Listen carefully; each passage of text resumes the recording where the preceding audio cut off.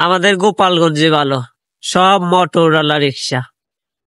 আর ঢাকায় যে কয়টা রিক্সা দেখছি সব পাই। চাচা কষ্ট হয় না?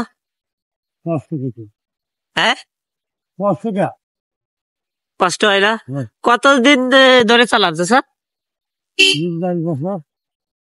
কয় বছর?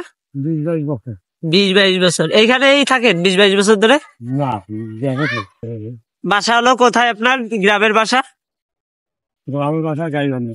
গাইবান্ধা।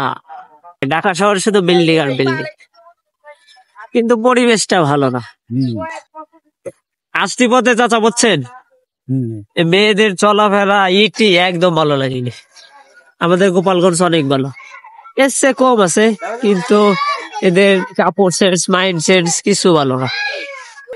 চাচার ছেলে মেয়ে নাই চাচা? তারা কামাই করে না? তাই আপনাদের এখনো এরকম গাড়ি চালাই? গাড়ি না চালাইলেই হাতে দেয় না?